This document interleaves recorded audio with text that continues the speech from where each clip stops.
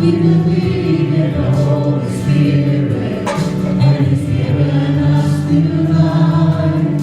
We believe in the crucifixion. We believe that He conquered death. We believe in the resurrection, and He's coming back again. We believe.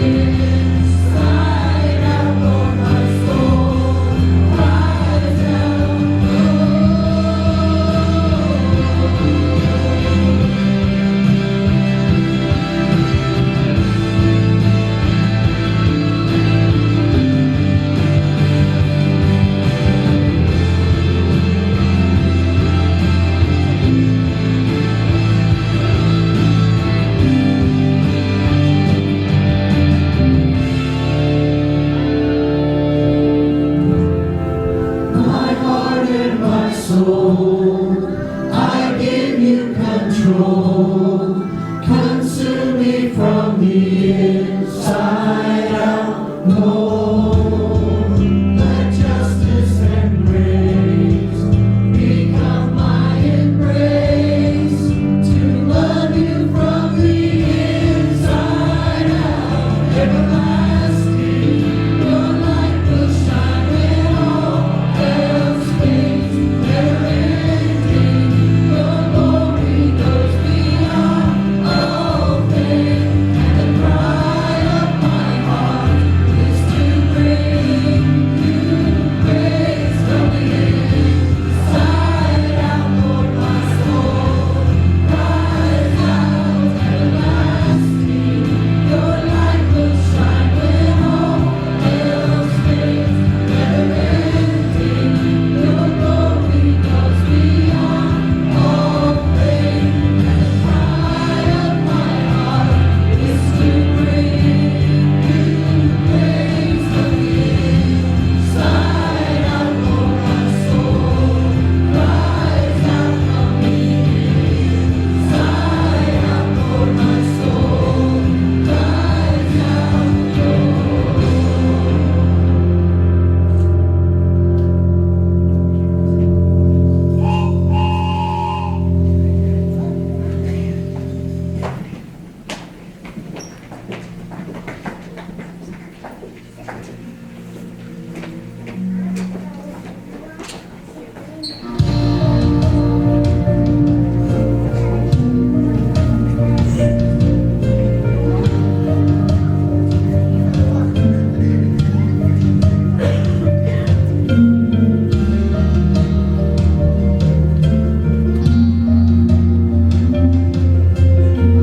my hope is built on nothing less than Jesus' blood and righteousness. I dare not trust the sweetest name, but wholly trust in Jesus' name.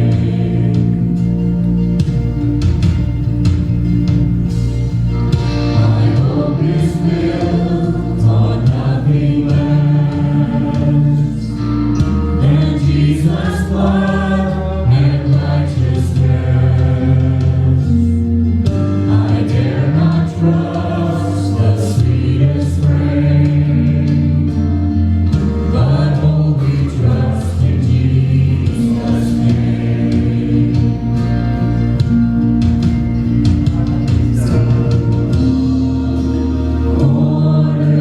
Cornerstone, weak made strong in the Savior's love. Through the storm, He is Lord, Lord of all. And darkness seems to hide His face. I rest on His unchanging grace. In every high and stormy gale, my anchor holds within the veil. My anchor holds within the veil.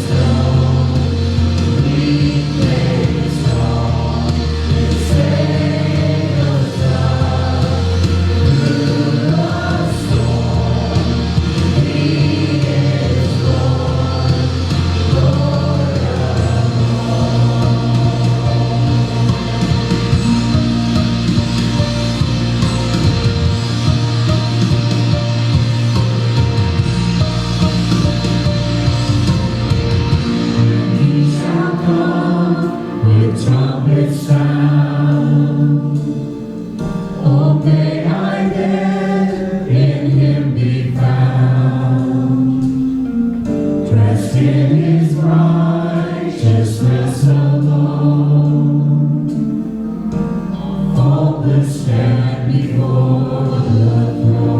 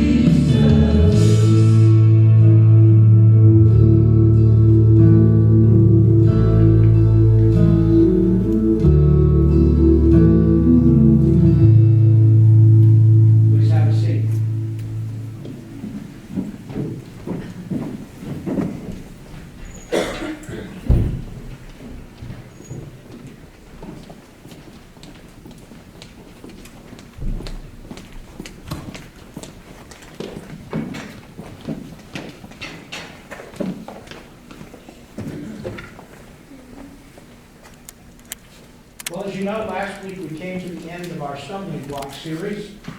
And before that, we finished our series on Luke. And so that always brings a preacher to a terrifying moment. What will I do now? And so, as I've told you before, and I mean this absolutely sincerely, I do not choose what to preach on. I do not. I go and I pray, and I pray, and I pray until out of nowhere, a book or a thought or whatever comes into my heart. And I came in on Monday, and I panicked. I didn't pray. I panicked, and I wrote a sermon on Monday. And that takes about 4 or 5 hours to do that. And I came in Tuesday morning, and I threw it away. And I started praying. And after about 3 hours of praying, I came to the book of James. I believe I read the first 5 verses of James, and I became very convicted that this is where we're supposed to go. So this morning is an introductory sermon on the book of James, but it also has some very, I think, powerful thoughts to share in that introductory sermon. James is a 5-chapter book that was written supposedly by the brother of Jesus. There's some timing issues with that. It appears to have been written at a point long after James, the brother of Jesus, was dead.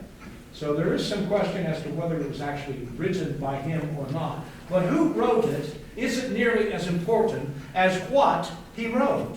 And what he wrote was a guidebook on Christian living. This book contains 60 Christian commandments, or 60 Christian imperatives, or 60 instructions on exactly what we need to do to live a Christian life. It has been called the gospel of common sense for Christianity, because that's exactly what it does. And I want to mention something that I don't ever say, and that is, this sermon is being preached by your preacher, but it's also being preached to your preacher by your preacher. And you'll see what I mean, I think, before we get to the end of this. James was living in the middle of the explosion of Christianity. People were converting to Christianity by the hundreds, by the thousands. And then James began to notice something that is prevalent throughout all the generations of Christianity. He began to notice that people were saying, I'm a Christian, I'm a Christian, I'm a Christian, but living like they did before. And so it bothered James so much that he sat down and wrote a letter to explain this is what it looks like to be a Christian. And that's what these 60 directives are intended to do, to correct misunderstandings, to make sure everybody understands this is what it looks like to be a Christian. All right, with that introduction, let's begin. James 1, first half of the first verse of the book of James. And I'm going to ask if one of you would be gracious enough to read this. Would you raise your hand if you're willing to read this for me? Thank you, Paul. James, a bondservant of God and of the Lord Jesus Christ. All right, thank you. It is the burden of all seminarians to get your degree, to graduate from seminary, you have to take Greek. And we, when I was in college and in graduate school, we all decided there's so many apps and there are so many computer programs. I mean, you can find everything you need in a heartbeat. Why do we need to suffer through Greek? And I didn't get it until I actually took Greek. And then I began to understand why we have to go through that language. The reason why is the New Testament was written in Greek, and it was written to Greeks. And so if we want to understand what that book means, what it's really trying to teach us, we have to go back and understand what did those words mean to that first century audience. What did those words mean? And they mean something different than King James or NIV or Living Word or ES whatever. They're different in their subtlety. And one of those is this word that James uses to describe himself as he writes this letter. He says, James Doulos, D-O-U-L-O-S, James Doulos. Now, if this were 50 years ago and all of you had brought your Bibles to to church, as we all did 50 years ago. Not that I was there, I'm just what I heard. But people would bring all kinds of different versions of the Bible, and I would have said to you, okay, turn to James and tell me what is the second word in your translation of the book of James. And I would have heard slave, and I would have heard servant, and I would have heard bondservant, and I would have heard some other words besides. Because different translations translate that word doulos in different ways. So I want to talk a little bit about that word and what it means. Let's take the word slave. And first of all, somebody give me a definition of the word slave. What does that mean? Someone who works for the benefit of someone else. That is a servant. Okay? Without being paid. Huh? Without being paid. Without being paid. Someone who works for the benefit of someone else without being paid. That is accurate with one more detail. You are owned by that person. You are property. You are not a person. You are property. You have no rights whatsoever. They can do anything with you, make you do anything, treat you horribly. That's what it means to be a slave. All right? Now, ladies, you've talked your husbands into going to Walmart. It's time to buy the groceries, and you're walking around Walmart, and he runs into somebody that he works with that you have never met. And you say, oh, hey, John, I would like you to meet my slave. And he points to you. How many ladies would be complimented by that terminology? Yeah. Philip is ducking already. That's not a compliment. That's a very offensive word. That indicates that you have no worth, that you are your husband's property. No woman wants to be described that way. All right, so gentlemen, you are now you've talked her into going to Bass Pro Shop with you, and you're walking around Bass Pro Shop, and she runs into somebody who's also there because her husband dragged her along, and she says, "Oh, I'd like to introduce Sally. I'd like to introduce you to my servant." How many of the men here would take that as a compliment? It may be a true statement, but I think it. How many of you would want your fellow men in the bass store to hear, "Servant"? We are manly men. We fish and hunt. We're not servants. Right? Who wants that on their tombstone? Here lies Dave Richardson, servant. That's a bad thing. We don't want that, because that is serving the needs of someone else without any benefit for us. But that brings us to the word doulos. Doulos.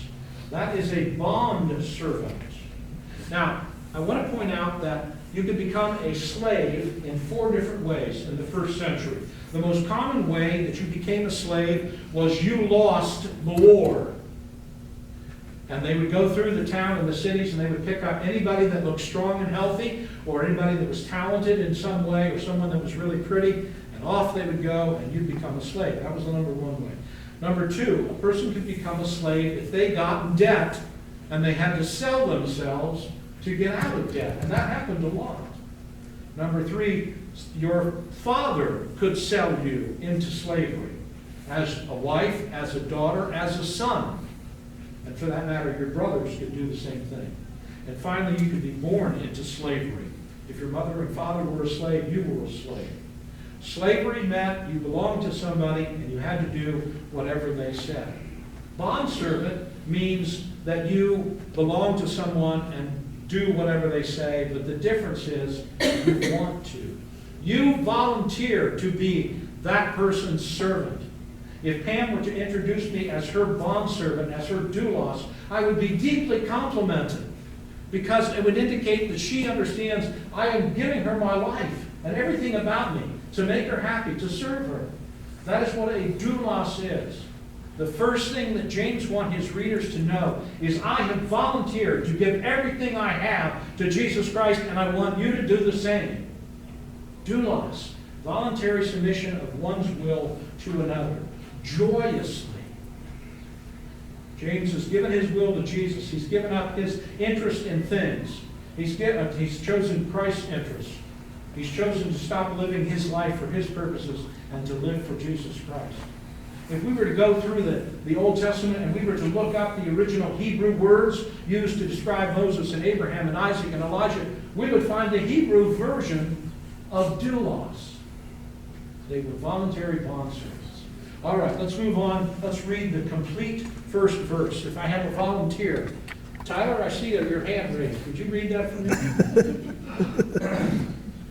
James, a bondservant of God and of the Lord Jesus Christ, to the 12 tribes who are dispersed abroad, greetings. Thank you very much. I appreciate that.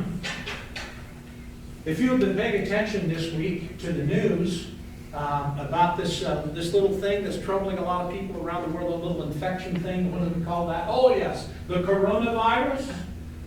You will have heard the word disperse. Disperse. In case you have not learned this, you will learn something today from coming to church. How is the coronavirus spread? Primarily through dispersions. Or when you cough or you sneeze, 10,000 little tiny droplets of water go out into the universe. And if you happen to have the coronavirus and you sneeze, 10,000 germs go out there. That's how it's spread. And those things land on things, and for X number of hours, if you touch those things where that's been dispersed, you're going to get sick. Now, I bring that up just to bring the word dispersion home. A very bad thing happened to first century Jews. It was not fair. But those Jews who accepted Jesus Christ were kicked out of their homes. Most homes were family-owned, generational homes. All right? And so good Jews were not allowed to live with or eat with or be with Gentiles. And so if you all were a tight-knit family before and suddenly one of you becomes a Christian, out you go. You can't eat with us anymore. You can't live in the house with us. You can't work in the family business. You're out of here. And in point of fact, you can't live in this section of town. You're out of here. And over the course of time, Christians got chased out of their country. When Pam and I lived in Turkey, we visited an area called Pamukkale? No. Gourmet Valley. We visited a place called Gourmet Valley, which is about as desolate and godforsaken as a place on earth can be.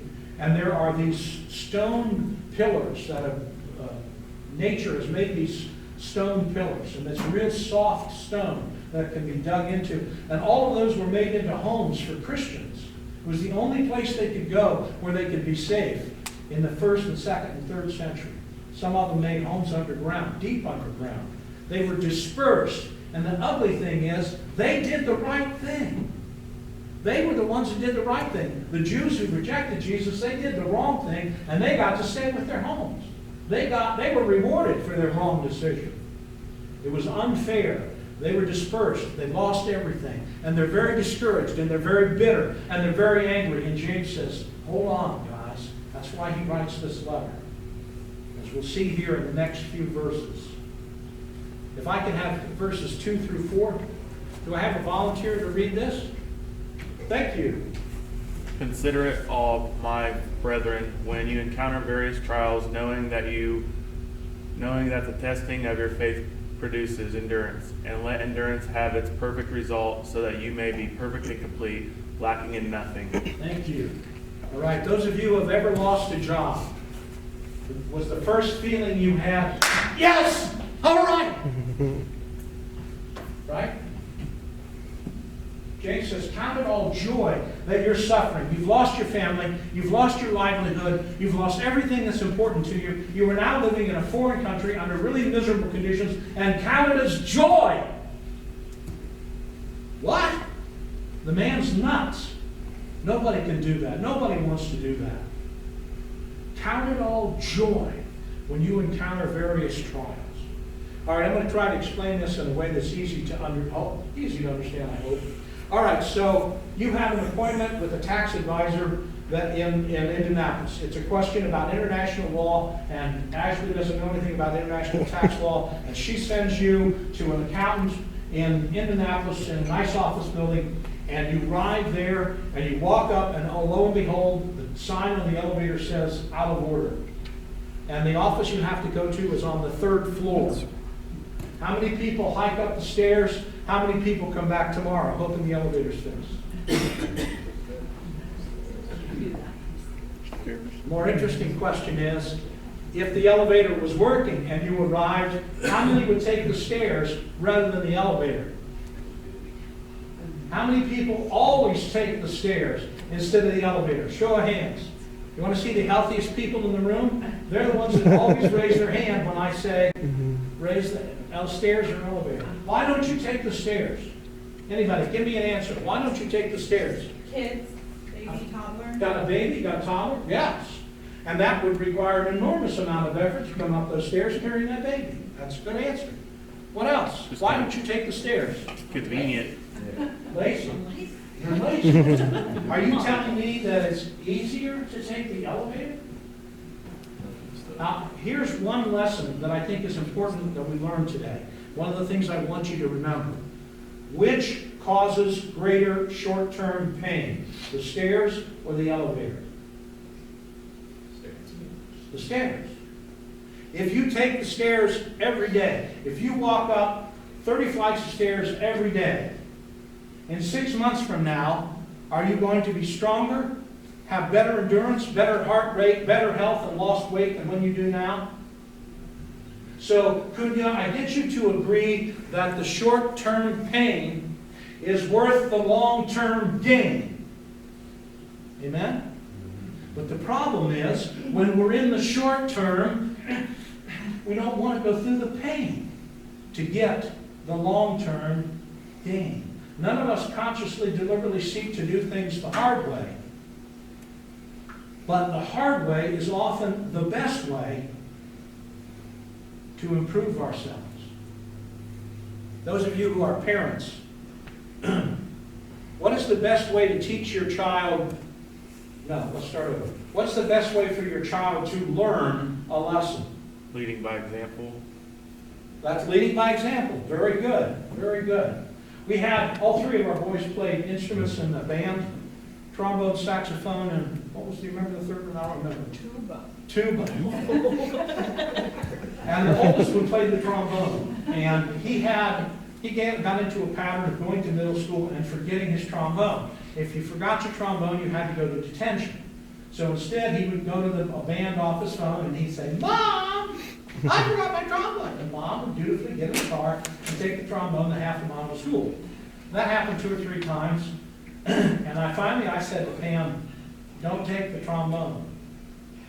Let the boy sit in detention and see if he learns to take his trombone." You know how many times after that detention Seth forgot his trombone? Because he had to learn the lesson the hard way. If it was easy, he didn't learn a lesson. He gained nothing until it was painful. We learn from the pain. We gain from the pain. Consider it all joy, my brethren, when you encounter various trials, knowing that the testing of your faith produces endurance. Trials are things like taking the stairs. Trials show the purity of our faith, the strength of our faith, the obedience of our faith. If you had a King James Bible, you would not find the word endurance, you would find the word patience. Consider it all joy, my brother, when you encounter various trials, for they produce patience. But that's not a good translation. Endurance is a good translation. All right. And number 4, verse 4 says, "And let endurance have its perfect result, so that you may be perfect." Who doesn't want to be perfect? Unfortunately, I feel sorry for the rest of it because I'm already there. But it says, through trials, you can become perfect. Now, I want to explain what that means, and I want to do that by reading Hebrew chapter 2, verses 9 and 10. But we see Jesus, who was made a little lower than the angels for the suffering of death, crowned with glory and honor, that he by the grace of God should taste death for every man. For it became him, for whom are all things, and by whom are all things, in bringing many sons unto glory, to make the captain of their salvation perfect through sufferings. In case you didn't know it, Jesus had to be made perfect through sufferings. That's what it says. Okay? You all thought Jesus was perfect at birth? No. He had to be made perfect through sufferings. Can I get an amen? That's not what it means. That's not what the word means. Perfect doesn't mean what you and I think of when we think of as perfect. Instead, the Greek word there is teleon, T-E-L-E-I-O-N. It means to complete the goal, to have achieved its purpose. If you look in the background of that slide, you'll see a soccer ball going into the net. It has achieved its goal. To explain this in another way, there are pictures of a lamb, a yearling, and a ram. Which of those animals is complete? And why would you define it as complete? Which of those three animals are complete? Ram. The ram. And why do you say ram? Fully developed. It's because Fully developed. it's fully grown. And when it's fully grown, it is useful. The lamb can't produce any wool. The yearling cannot produce any wool, but the ram can produce wool. The lamb cannot reproduce itself and make more lambs. The yearling cannot reproduce itself and make more lambs, but the ram can make more lambs. The ram is complete. It is perfect. It is fulfilled. It's ready to achieve the purpose for which it was created. That's what it means. Jesus was mature, complete, ready to do the job that he was created to do. Trials make us complete, make us ready to be used. Now I want you to understand something very important. Your trials are not sent to you by God. God does not send evil into your life. God does not give you nastiness to trip you up or give you... That is not what a loving God does, and he does not do that. What he does do is give us free will. And us, and our brilliance, and our free will, we make dumb decisions. And the people around us make dumb decisions. And the governments make dumb decisions. And the nations next door make dumb decisions. And all of a sudden, we're in a deep mess. And we're in that mess not because God put us there, but because a series of free will decisions led us there. And through those trials, we have a chance to test our faith. God will use the circumstances of your life to grow your faith if you allow him to do so. I have a perfect real-world illustration to teach that lesson. A man found a monarch butterfly cocoon when he was walking around the park, and he took that branch and he took it home and he put it in the jar and he put it on the windowsill. He wanted to watch the cocoon turn into a butterfly. And after several days of sitting there watching it, he noticed that the caterpillar or the butterfly had eaten a small hole in the side of the cocoon. And the butterfly was struggling to come through that slot. And he spent days trying to come through that slot. And he just did a little bit out, and a little bit out, a little bit out every day. And finally the man decided he was going to make it easy. He went and he cut that slit, and out came the butterfly.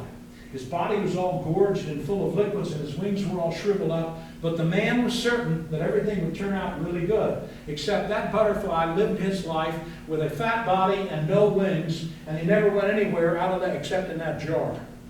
And that's because the monarch butterfly is designed for all the liquids in the body to be pushed out into the wings through struggles. It is only through struggles that the wings are developed and they become strong enough to lift the butterfly to fly and to do what he was created to do. And it is a perfect illustration for you and me. It is only through trials, it is only through challenges, it is through life's difficulties that our faith gets pushed out and our wings get stronger and we can fly. Or we sit in our jar and we whine and fuss and complain about what God did to us, and that's unfair and that's miserable, and we don't go anywhere. God did not send trials into your life. You got there by yourself. Or the decisions of the people around you or the 8 billion generations before us got us out there. But God can use those trials to grow us if we let him. Life struggles are not something we wish for, but they're going to come. They are going to happen to every one of you. And young people, I'm sorry to tell you, it's going to come to your doorstep too. But consider it joy, because it gives us an opportunity to test our faith and to grow our faith. Consider it all joy, my brethren, when you encounter various trials, knowing that the testing of your faith produces endurance, and endurance has its perfect result so that you may be perfect, complete, lacking in nothing. The phrase lacking in nothing is kind of an interesting phrase. It was used in the first century by midwives. Midwives help women give birth.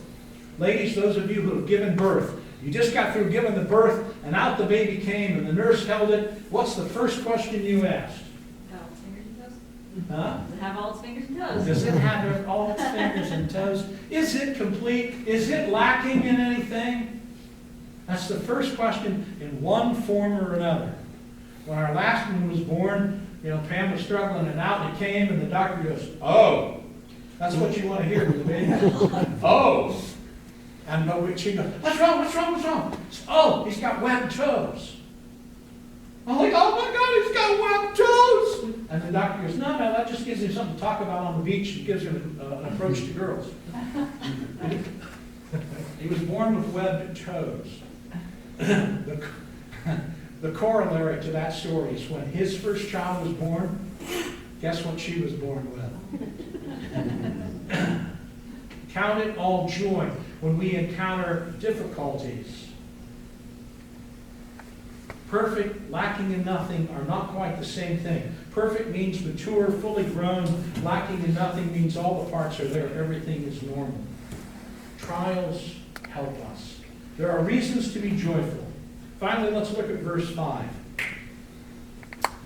"But if any of you lacks wisdom, let him ask of God, who gives it to all generously and without reproach, and it will be given to him." The wisdom that is referred to in that verse is referring to a specific thing. What have we just talked about? Have joy when it's difficult. I can't do that. Well, that takes wisdom. I need wisdom to find joy in my trials. Well, where do I go get wisdom from? Go ask God. It's a promise. Go ask God for wisdom to find joy in that terrible situation. Ask God to show you joy, and the promise of that verse is, all who ask will receive generously. You'll get it. You will understand. Does the Bible verse say, go study at the great seminaries or the great universities to find wisdom? Does it say, climb the tallest peak and sit there and meditate? Does it say, go to the soothsayers or the fortune tellers or the tea leaves to find wisdom? It says, go to God to find wisdom, to understand why you're going through all of this. In the short term, it's hard to see the value of the troubles and trials that we go through. Several years ago, a group of people were on their way to work, and they all encountered various trials that made them angry and frustrated them. One person was the chairman of the board of a major investment firm, and he was late that morning because his 5-year-old asked Daddy to take him to kindergarten on the first day of school. And that made the investment banker late to work. He was wondering how in the world to explain that to his boss. One person was late to work because it was his turn to bring the donuts, and the line at the bakery was a lot longer than usual. One person was late to work because she hit the snooze button too many times. One person was late to work because they were stuck on the New Jersey Turnpike because it was an auto accident. One person was late because she spilled food on her clothes and had to go back home and change. One was late because the child dawdled over breakfast. One was late because he wore new shoes that day. He walked 10 blocks from the train station. He got blisters on his feet. He stopped at a drugstore to treat the blisters and get Band-Aids. All of them were angry and frustrated at the pain of the moment. Do you know what they all had in common? They were all on their way to work at the World Trade Towers on September the 1st of 2001. That morning, in the minute, if you'd asked them, were they joyful in the trial and the tribulation they were going through, they would have all said no. Ask them what they think today. The short-term pain was worth the long-term gain, but they couldn't see it in the moment. And James says, have joy in the pain of the moment because it gives you the chance to grow your faith and test your wings. Have it all joy. The title of the sermon this morning was Take the Stairs. Nobody takes the stairs. Not very many people takes the stairs voluntarily. But taking the stairs is painful in the short term, but it provides endurance and perfects us in the long term. And don't misunderstand, you can't take the stairs all the way to heaven, but there sure isn't any elevator. There's no easy way. I want to close with a poem. The theology of the poem isn't perfect, but the poem's sentiment is perfect. For every hill I've had to climb, for every stone that bruised my feet, for all the blood and sweat and grime, for blinding storms and burning heat, my heart sings but a grateful song, for these were the things that made me strong. In the short term, we can't see the gain, the value. We can't have joy. It's very hard to have joy in the short term. But God says, be joyful and come to me for wisdom, and I will show you the value in the short term. My heart sings, but a grateful song. These were the things that made me strong. The word of God for the people of God. Amen. Holy Father, I ask your blessings on these words and on these thoughts, and may they provide value and encouragement to those who are listening. There are many in this room who are suffering difficulties, or friends or loved ones are suffering difficulties. And in those difficulties, it is hard to be joyful. It is hard to see you at work. It is hard to think of anything but our own pain and suffering.